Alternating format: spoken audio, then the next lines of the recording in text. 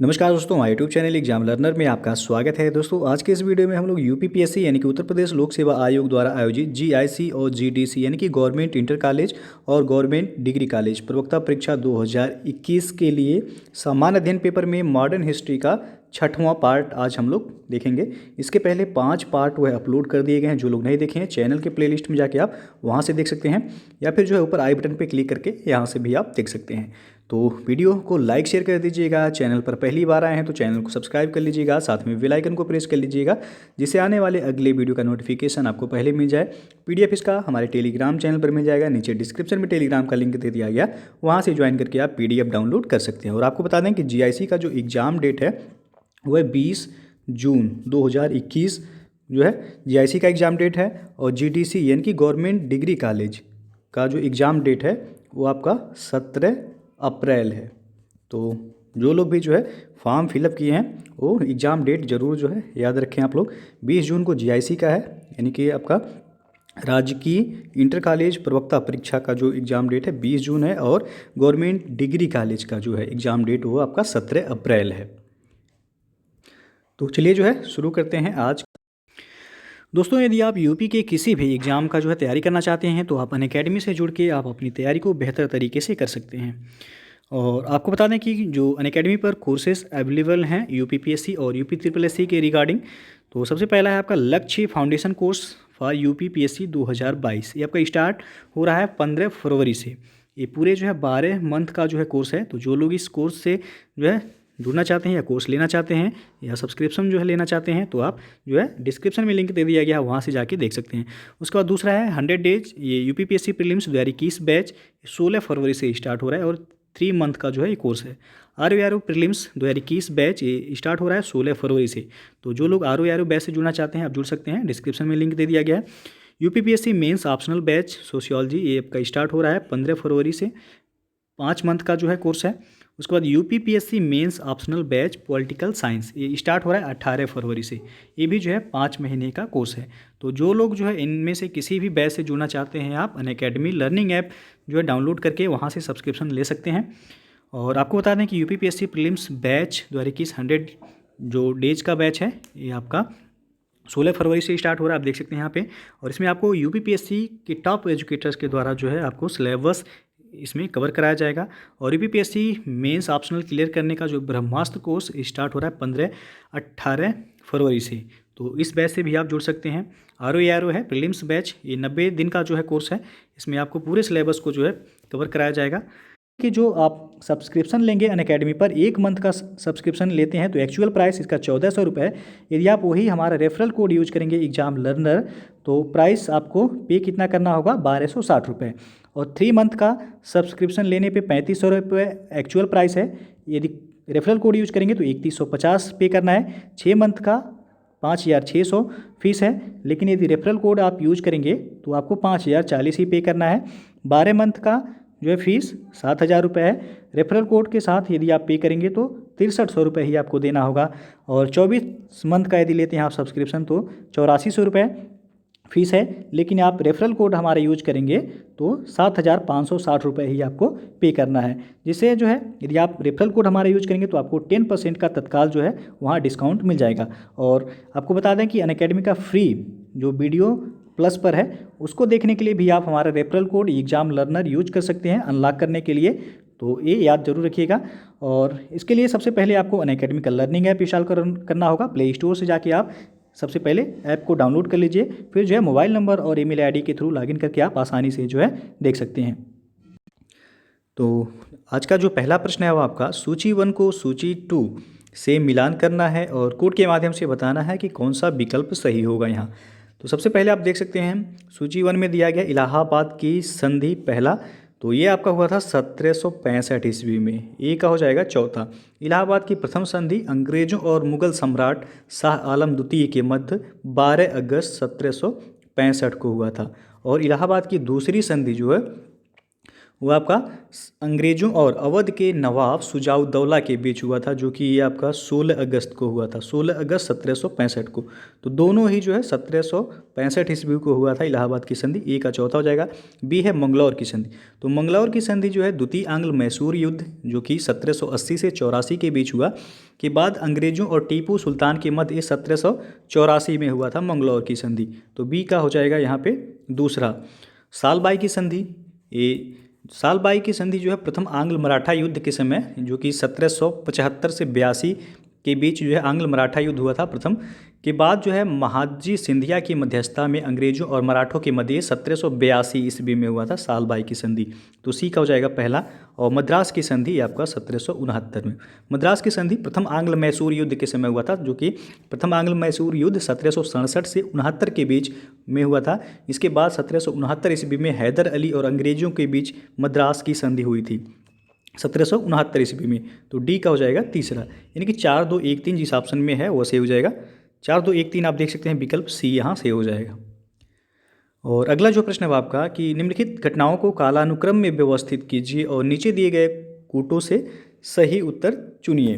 तो पहला है पूना पैक्ट, उसके बाद है गांधी इरविन समझौता, उसके बाद है क्रिप्स मिशन, और फिर है सविनय अवज्ञा आंदोलन। तो कूट के माध्यम से आपको बताना है कि कौन सा ऑप्शन सही हो जाएगा।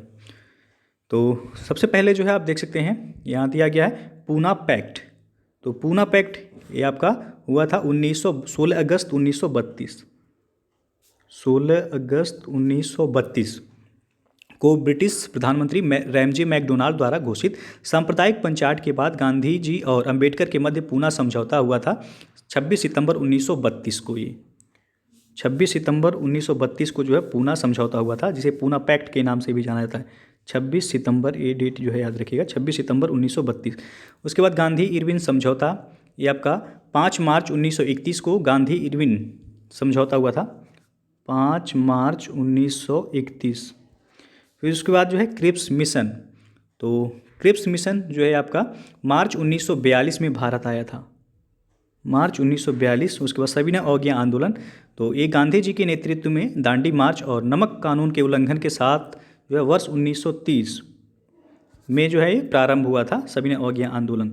तो क्रम से जो है लगाने के लिए यहाँ दिया गया, तो सबसे पहले हो जाएगा आपका यहाँ पे देख सकते हैं आप सविनय अवज्ञा आंदोलन 1930, यानी कि तीसरा सबसे पहले होगा।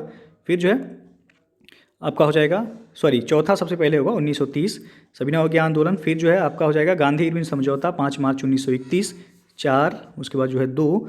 फिर जो है आपका हो जाएगा पहला पूना पैक्ट, जो कि आपका 26 सितंबर 1932 को हुआ था, तो पहला हो जाएगा। लास्ट में हो जाएगा आपका क्रिप्स मिशन, जो कि 1942 में हुआ था। 4 2 1 3, 4 2 1 3 आप देख सकते हैं, विकल्प सी यहाँ सही है। और अगला क्वेश्चन है असैनिक प्रशासन 1905 के संदर्भ में कौन सा कथन सही है। पहला है लॉर्ड कर्जन ने प्रांतीय सीमाओं को पुनर्गठित करने का निर्णय लिया। दूसरा है पूर्वी बंगाल और आसाम नामक एक नया प्रांत बनाया गया। तो नीचे दिए गए कूटों में से सही उत्तर चुनिए। तो यहाँ पे आपका बी विकल्प से हो जाएगा, 1 और 2 दोनों। वर्ष 1905 में गवर्नर जनरल लॉर्ड कर्जन ने प्रांतीय सीमाओं को पुनर्गठित करने का निर्णय लिया था। इसने बंगाल को 2 भागों में बांटकर पहला पूर्वी बंगाल और आसाम नामक एक नया प्रांत बनाया तथा बंगाल के पश्चिमी भाग में बंगाल, बिहार, उड़ीसा, चोल नागपुर को शामिल किया। इसके अतिरिक्त जो है उसने मद्रास और मध्य प्रांत की सीमाओं में भी बदलाव किया था। तो दोनों ही जो है यहाँ पे सही है, बी विकल्प आपका सही हो जाएगा। अगला क्वेश्चन है मुस्लिम लीग एवं भारतीय राष्ट्रीय कांग्रेस के बीच राजनीतिक गतिरोध को दूर करने के लिए CR फार्मूला किसने बनाया था। तो CR फार्मूला राजगोपालाचारी ने बनाया था, बी विकल्प से होगा। मद्रास प्रांत के प्रभावशाली नेता C राजगोपालाचारी ने मुस्लिम लीग एवं भारतीय राष्ट्रीय कांग्रेस के बीच राजनीतिक गतिरोध को दूर करने के लिए जुलाई 1944, सन याद रखिएगा, जुलाई 1944 में दोनों पक्षों के मध्य समझौते की एक योजना गांधी जी की स्वीकृति से प्रस्तुत की थी, जिसे CR फार्मूला कहा जाता है। जिन्ना ने इस फार्मूले को जो है अस्वीकार कर दिया था। तो बी ऑप्शन जो है यहाँ सही होगा। और अगला क्वेश्चन है आपका the rise and growth of economic nationalism in India के लेखक कौन थे। तो यहाँ पर डी ऑप्शन से हो जाएगा Bipin Chandra. The rise and growth of economic nationalism in India, economic policies of Indian national leadership, जो कि आपका 1880 से लेकर के 1905 ईस्वी तक जो है प्रसिद्ध इतिहासकार बिपिन चंद्र द्वारा ये लिखी गई पुस्तक थी। और अगला प्रश्न है आपका, नेटिव मैरिज एक्ट किस वर्ष पारित किया गया था? तो यहाँ पर बी ऑप्शन से हो जाएगा 1872 ईस्वी में। नेटिव मैरिज एक्ट 1872 ईस्वी में पारित किया गया था और इस एक्ट के तहत जो है अंतर्जातीय विवाहों को मान्यता दी गई थी तथा लड़कियों के विवाह की न्यूनतम आयु 14 वर्ष तथा लड़कों की जो है विवाह की न्यूनतम आयु 18 वर्ष निर्धारित की गई थी। साथ ही इसके द्वारा बहुपत्नी प्रथा को प्रतिबंधित किया गया था। तो नेटिव मैरिज एक्ट में याद रखिएगा, लड़कियों की जो न्यूनतम आयु निर्धारित की गई थी विवाह के लिए 14 वर्ष और लड़कों के लिए 18 वर्ष निर्धारित किया गया था। और अगला प्रश्न है, सूची 1 को सूची 2 के साथ मिलान करना है। यहाँ आप देख सकते हैं सूची 1 में आंदोलन दिया गया है और सूची 2 में वर्ष। तो आपको कोड के माध्यम से बताना है यहाँ कौन सा विकल्प सही हो जाएगा। तो सबसे पहले है पावना विद्रोह। पावना विद्रोह ये हुआ था 1873 से लेकर के 1885 ईस्वी तक। तो ए का हो जाएगा दूसरा। ए का आंदोलन ये आपका 1921-22 में हुआ था। तो कहीं भी कभी जो है 1921 कहीं लिखा रहता है, कहीं 1922। तो 1921-22 यहाँ 22 लिखा हुआ है, तो बी का हो जाएगा तीसरा। उसके बाद सी है संथाल विद्रोह। संथाल विद्रोह ये आपका 1855-56 ईस्वी में हुआ था। एक प्रश्न जो है पूछा जाता है कि 1857 की क्रांति से ठीक पहले कौन सा विद्रोह हुआ था? तो संथाल विद्रोह याद रखिएगा, सी का पहला हो जाएगा। और उसके बाद ताना भगत आंदोलन ये आपका 1914 ईस्वी में हुआ था, डी का हो जाएगा चौथा। 2, 3, 1, 4 जिस ऑप्शन में होगा वैसे होगा, यानी बी विकल्प आप देख सकते हैं सही हो जाएगा। अगला प्रश्न है, निम्नलिखित में से कौन सा सही सुमेलित नहीं है? एक तरफ घटना दिया गया है, दूसरी तरफ वर्ष, तो कौन सा सुमेलित नहीं है ये आपको बताना है। तो पहला जो दिया गया भारतीय जल सेना अधिनियम 1927 ईस्वी, बिल्कुल सही है। सविनय अवज्ञा आंदोलन 1930, ये भी सही है। द्वितीय गोलमेज सम्मेलन जो 1931, द्वितीय गोलमेज सम्मेलन में जो है गांधी जी भाग लिए थे, सही है ये भी। और डी है सांप्रदायिक निर्णय 1933, तो ये जो है आपका सही नहीं है। सांप्रदायिक निर्णय अभी जो है इसके पहले क्वेश्चन था, बताया गया था कि ब्रिटिश प्रधानमंत्री रैमजे मैकडोनाल्ड द्वारा 16 अगस्त 1932 को जो है सांप्रदायिक निर्णय, जिसे कम्युनल अवार्ड कहते हैं, प्रस्तुत किया गया था, जिसके तहत दलित वर्ग को भी अल्पसंख्यक श्रेणी में मानते हुए मुसलमानों और सिखों के साथ उनके लिए भी विधानमंडलों में सीटों के आरक्षण और पृथक निर्वाचक मंडलों की व्यवस्था की गई थी। तो ये जो है आपका सुमेलित नहीं, 1932 यहाँ होना चाहिए, तो डी ऑप्शन आपका सुमेलित नहीं है।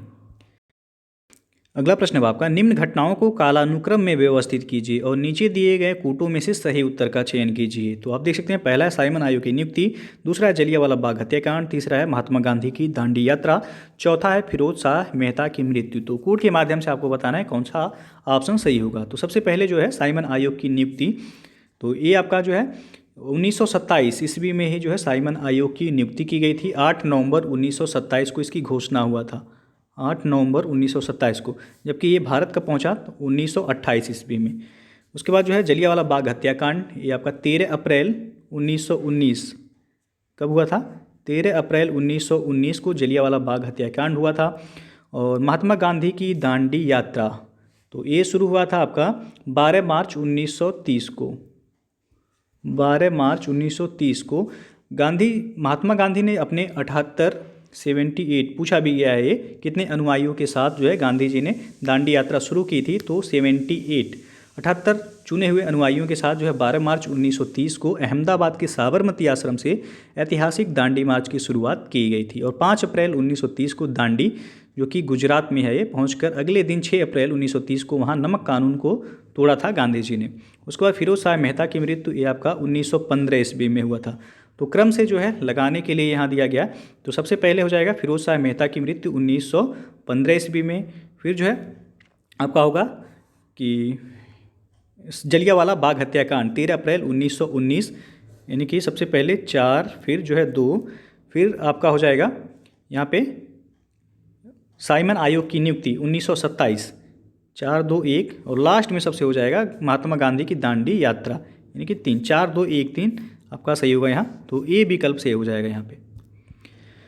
अगला जो प्रश्न है, आईएनए के अधिकारियों पर मुकदमा चलाया गया था, तो यहाँ आप देख सकते हैं 4 ऑप्शन है, आपको बताना है कौन सा सही हो जाएगा। तो यह चलाया गया था दिल्ली के लाल किला में, ए विकल्प सही हो जाएगा। आईएनए यानी कि आज़ाद हिंद फौज जिसे कहा जाता है, आज़ाद हिंद फौज के गिरफ्तार अधिकारियों पर नवंबर 1945 में दिल्ली के लाल किले में मुकदमा चलाया गया था और इस मुकदमे में मुख्य अभियुक्त आईएनए के 3 अधिकारी थे। मेजर शहनवाज खान, कर्नल गुरुदयाल सिंह ढिल्लो और कर्नल प्रेम सहगल थे, जिन पर राजद्रोह का आरोप था। और इस मुकदमे में बचाव पक्ष के वकीलों का नेतृत्व भूलाभाई देसाई ने किया था। भूलाभाई देसाई ने जो है बचाव पक्ष का नेतृत्व किया था यहाँ पे। अगला प्रश्न है आपका, निम्नलिखित घटनाओं को कालानुक्रम में व्यवस्थित कीजिए और नीचे दिए गए कूट में से सही उत्तर का चयन कीजिए। तो सबसे पहले है हंटर आयोग, फिर है सैडलर आयोग, फिर है वुड का घोषणा पत्र और डी है सार्जेंट योजना। तो आपको यहाँ कूट के माध्यम से बताना है कि कौन सा विकल्प सही हो जाएगा। तो यहाँ जो है सबसे पहले है हंटर आयोग। हंटर आयोग का गठन हुआ था 1882 ईस्वी में। सैडलर आयोग का गठन 1917 में हुआ था। वुड का घोषणा पत्र 1854 ईस्वी। सार्जेंट योजना 1944 ईस्वी। तो क्रम से जो है देखा जाए तो सबसे पहले आपका हो जाएगा यहाँ पे वुड का घोषणा पत्र 1854 ईस्वी, यानी सी हो जाएगा सबसे पहले। उसके बाद जो है हो जाएगा आपका हंटर आयोग 1882 CA। फिर जो है आपका सैडलर आयोग हो जाएगा यानी कि बी। उसके बाद लास्ट में होगा आपका सार्जेंट योजना 1944 जो है CABD। आप देख सकते हैं डी ऑप्शन सही हो जाएगा आपका। और अगला प्रश्न है, निम्नलिखित नेताओं में किसने क्रांतिकारी संगठन अभिनव भारत समाज की स्थापना की थी? तो यहाँ पर बी ऑप्शन से हो जाए विनायक दामोदर सावरकर, जिसे BD सावरकर के नाम से जाना जाता है। विनायक दामोदर सावरकर और उनके भाई गणेश दामोदर सावरकर ने मित्र मेला नामक संगठन शुरू किया था, जिसे वर्ष 1904 में नासिक में BD सावरकर ने नाम परिवर्तित कर अभिनव भारत समाज यानी कि यंग इंडिया सोसाइटी नामक क्रांतिकारी संगठन के रूप में स्थापित कर दिया था। तो बी विकल्प से हो जाएगा यहाँ पे। अगला प्रश्न है, अब निम्नलिखित युग्मों में से कौन सही सुमेलित नहीं है? एक तरफ जो है विद्रोह है, दूसरी तरफ वर्ष, कौन सा सही सुमेलित नहीं है ये आपको बताना है यहाँ पे। तो सबसे पहले है संथाल विद्रोह, बताया भी गया 1855-56 में सही है। कोल विद्रोह 1831 ये भी सही है। खासी विद्रोह 1829 और डी जो दिया गया अहोम विद्रोह 1815 ये आपका गलत है यहाँ पे। अहोम विद्रोह जो है ये गोमधर कुंवर के नेतृत्व में 1828 ईस्वी में अहोम क्षेत्र के लोगों द्वारा अहोम विद्रोह शुरू किया गया था। तो यहाँ पे 1828 होना चाहिए था। डी विकल्प आपका सही सुमेलित नहीं है। अगला जो प्रश्न है, निम्न गवर्नर जनरलों में से किसने कांग्रेस को अत्यधिक अल्पसंख्यक लोगों का प्रतिनिधित्व करने वाली कहकर उपहास किया था? तो यह था लॉर्ड डफरिन। ये विकल्प से हो जाएगा। भारतीय राष्ट्रीय कांग्रेस की स्थापना 1885 में हुआ था, ये आपको पता होगा। स्थापना के समय जो है भारत का वायसराय जो था लॉर्ड डफरिन था। ये प्रश्न पूछा गया कि भारतीय राष्ट्रीय कांग्रेस की स्थापना के समय जो है भारत का वायसराय कौन था? तो लॉर्ड डफरिन था। लॉर्ड डफरिन का कार्यकाल जो था ये 1884 से लेके 1888 ईस्वी तक इसका कार्यकाल रहा। उसने जो है कांग्रेस का यह कहकर मजाक उड़ाया था कि यह सूक्ष्मदर्शी अल्पसंख्यकों की संस्था है। अगला जो प्रश्न है, अब निम्नलिखित युग्मों में कौन सही सुमेलित नहीं है? एक तरफ स्थान दिया गया है, दूसरी तरफ नेतृत्व, यानी कि 1857 की क्रांति के समय जो है किस जगह से जो है कौन से नेता नेतृत्व किए थे? तो आपको बताना है कौन सा सुमेलित नहीं है। तो सबसे पहले दिया गया है यहाँ पे संभलपुर से सुरेंद्र शाही, तो ये जो है आपका बिल्कुल सही है। गंजाम से राधा कृष्ण दंडसेना, ये भी सही है। कश्मीर से गुलाब सिंह ने नेतृत्व किया था। और लखनऊ से दिया गया है लियाकत अली, ये आपका गलत है। लखनऊ से बेगम हजरत महल ने नेतृत्व किया था। लियाकत अली इलाहाबाद से इन्होंने नेतृत्व किया था, इलाहाबाद। तो ये आपका जो है डी ऑप्शन सुमेलित नहीं है। तो अगला जो प्रश्न है, निम्नलिखित में से कौन सा युग्म सुमेलित नहीं है? यहाँ आप देख सकते हैं 4 विकल्प दिया गया है, कौन सा सुमेलित नहीं है ये आपको बताना है। तो सबसे पहले हेक्टर मुनरो बक्सर का युद्ध, ये जो है आपका सही है। लॉर्ड हेस्टिंग्स आंग्ल नेपाल युद्ध, ये भी सही है। लॉर्ड वेलेजली चतुर्थ आंग्ल मैसूर युद्ध के समय गवर्नर जो था लॉर्ड वेलेजली था, ये भी सही है। और डी दिया गया है लॉर्ड कॉर्नवालिस तृतीय आंग्ल मराठा युद्ध, ये आपका सुमेलित नहीं है। तृतीय यानी कि तीसरे आंग्ल मराठा युद्ध जो कि ये आपका हुआ था 1817 से 1818 ईस्वी के समय। तो उस समय जो है गवर्नर जनरल लॉर्ड हेस्टिंग्स था, ना कि जो है कार्नवालिस था, इसलिए आपका जो है सुमेलित नहीं है। और तीसरा आंग्ल मराठा युद्ध का कारण जो था वह पिंडारियों के विरुद्ध अंग्रेजों का अभियान था। तो डी ऑप्शन यहाँ पे सही हो जाएगा, ये सुमेलित नहीं है। अगला प्रश्न है, अब निम्नलिखित में से किस समाज सुधारक ने 1826 के जूरी अधिनियम का घोर विरोध किया था? तो ये थे राजा राममोहन राय, बी विकल्प से हो जाएगा यहाँ पे। 1826 ईस्वी में जूरी एक्ट पारित किया गया था, जिसके अंतर्गत न्यायालयों में धार्मिक आधार पर भेदभाव की शुरुआत हुई। इसके अंतर्गत यह प्रावधान था कि हिंदू तथा मुसलमानों के मामलों में की सुनवाई किसी यूरोपीय अथवा भारतीय ईसाई जजों द्वारा तो की जा सकती थी, किंतु किसी भी ईसाई, चाहे वह यूरोपीय हो अथवा भारतीय, की सुनवाई किसी हिंदू अथवा मुसलमान न्यायाधीश द्वारा नहीं की जा सकती थी। तो राजा राममोहन राय ने इस भेदभाव का जोरदार तरीके से जो है विरोध किया था। तो यहाँ पे बी ऑप्शन से हो जाएगा। ये डेट याद रखिएगा कि जूरी अधिनियम जो है कब लाया गया था, तो 1826 ईस्वी में। अगला प्रश्न है, निम्नलिखित में से किन स्थानों पर डचों ने अपने व्यापारिक अड्डे स्थापित किए थे? तो यहाँ पे डी विकल्प से हो जाएगा, उपरोक्त सभी। नागपट्टनम में 1658 ईस्वी में डचों द्वारा जो है व्यापारिक अड्डा जो है स्थापित किया गया था। चिनसुरा में 1653 ईस्वी में, मछलीपट्टनम में जो है 1605 ईस्वी में, सूरत में 1616 ईस्वी में, भरूच में 1619 ईस्वी में, और आगरा में जो है, आगरा में भी 1619 ईस्वी में डचों द्वारा व्यापारिक कोठी जो है स्थापित की गई थी। कोचीन में 1663 ईस्वी में, उसके बाद अहमदाबाद में 1619 ईस्वी में, पटना में 1638 ईस्वी में। तो यहाँ पे आपका डी विकल्प से उपरोक्त सभी में जो है डचों द्वारा व्यापारिक अड्डा स्थापित किया गया था।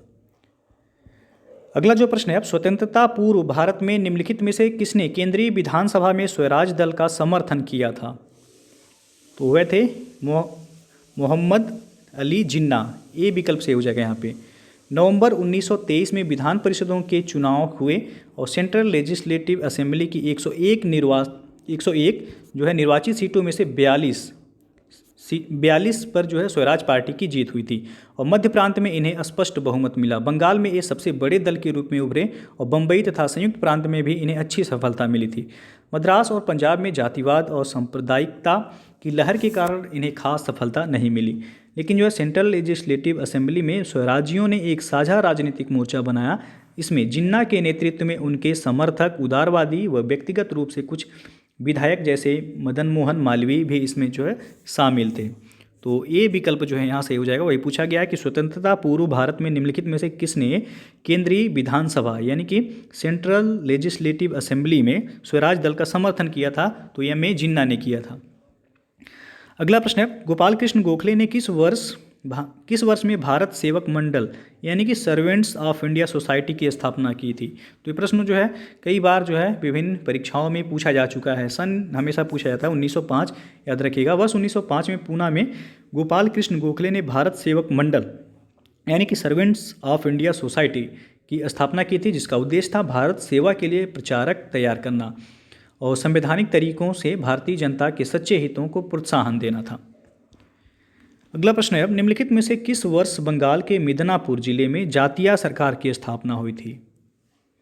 तो 1942 में हुआ था। डी विकल्प से हो जाएगा यहाँ पे। भारत छोड़ो आंदोलन की एक महत्वपूर्ण विशेषता बलिया, तामलुक जो कि मिदनापुर पश्चिम बंगाल में पड़ता है, सतारा सहित जो है देश के कई स्थानों पर समानांतर सरकारों की स्थापना हुई थी। और दिसंबर 1942 में बंगाल के मिदनापुर जिले में सतीश सावंत के नेतृत्व में गठित जातीय सरकार जो कि सितंबर 1944 तक चली थी, और इस सरकार ने तूफान पीड़ितों के लिए सहायता कार्यक्रम शुरू किया था। स्कूलों को अनुदान दिए, धनी लोगों का अतिरिक्त धन गरीबों में बांटा तथा एक सशस्त्र विद्युत वाहिनी का भी गठन किया गया था। तो सन याद रखिएगा 1942 ईस्वी।